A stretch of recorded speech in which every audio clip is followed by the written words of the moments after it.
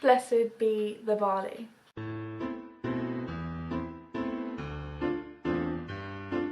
Hey guys, or should I say hey? Because this week we are going to Scandinavia. This is the first of the Scandinavians we have done, which is strange because I love Scandinavia. Do you like my Norwegian jumper? I thought I'd get in the mood. So like I said, we're going to Norway. We are at Lervig. I'm going to try and pronounce the next word, even though my Norwegian is awful. Read as non-existent. I do speak a little Swedish, but anyway. Aktiebryggeri. I am going to read that as. And so let me tell you a bit about Lervig. Let's just call them Lervig. Lervig are quite a small but quite a popular Norwegian craft beer brewery. They are based in, I need to read it again because this pronunciation is awful, Stavanger, I think you say it. That's how I would pronounce it if I was reading it in Swedish.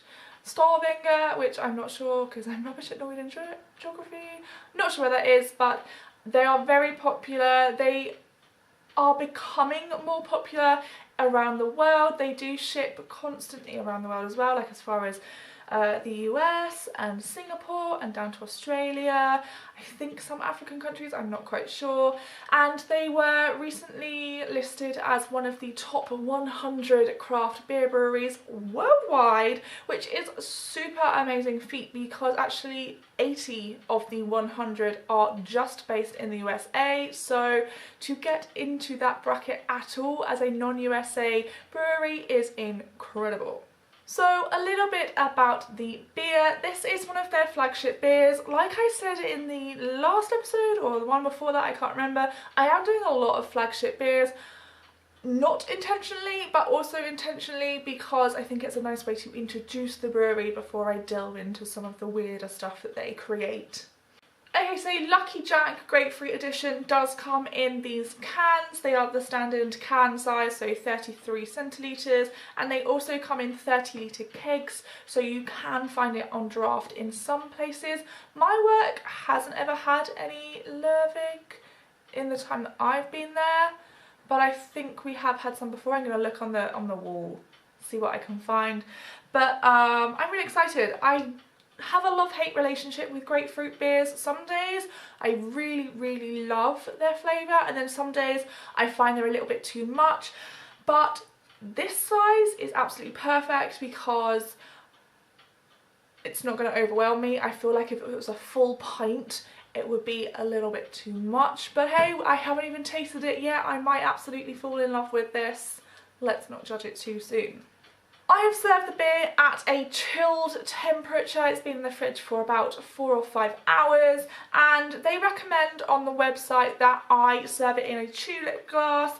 This is actually my favourite way to drink beer, is out of one of these glasses. I think it's the right size, I think it's the right shape, and anything with a stem for a chilled beer is obviously going to work a lot better because you can hold it by the stem and your hands aren't going to heat up the liquid. So this is it. I am going to try and get some non-branded ones. This is like an organic fruit beer one from ages ago, but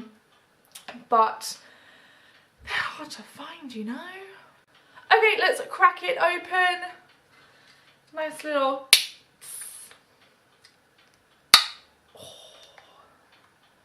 Okay, smelling it from the can. Smells zesty. It does smell grapefruity.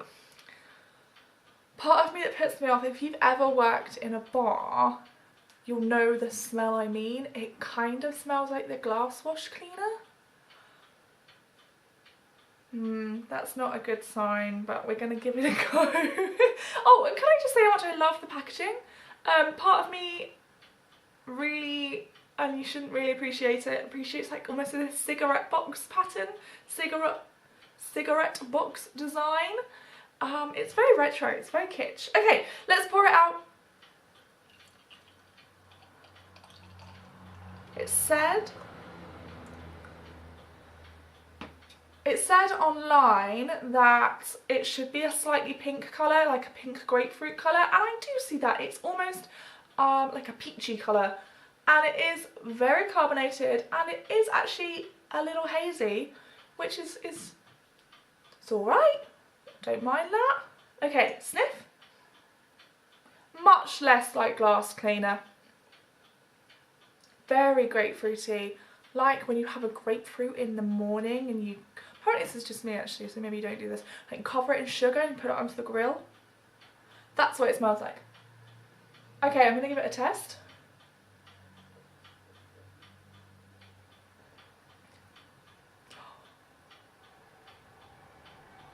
That is nice. That is nice because what I find with grapefruit is it almost has like a spicy element to it, and that is what really comes through in this beer. So it's not just bitter like a lemon would be or sour like a lime would be. This has that spicy citrus, and I am really enjoying that. Again, I do think if I had a full pint of this, the heartburn would kick in quite heavily. That is just me though. But this is absolutely delicious. I almost think, and I know this is a little bit controversial to a lot of beer drinkers out there, I think that would make a nice base for a cocktail. I do, I think that would be a nice little base for a cocktail.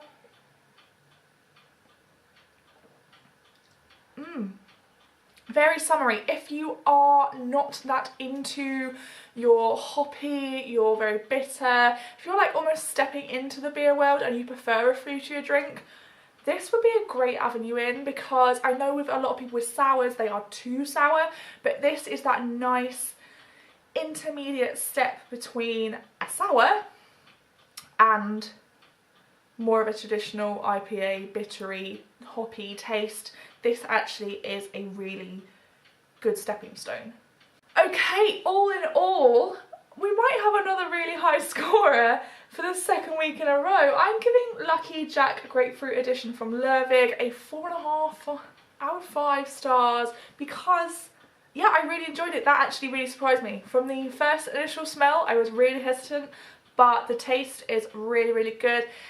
It's one of those beers that transcends a lot of taste palettes, but also a lot of seasons. This would be a great chilled summer drink. Very nice to sit out on the patio and enjoy a few glasses of it. But equally, because it has this like spice from grapefruit, it does go through to the winter months.